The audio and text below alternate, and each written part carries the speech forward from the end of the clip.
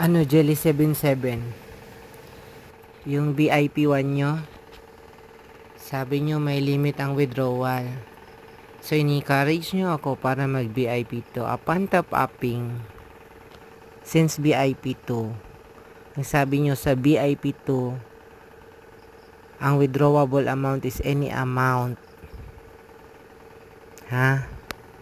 Wala kayong sinabi na may susundin pa akong guidelines. Tapos ngayon, na mga demonyo kayo, Jelly 777,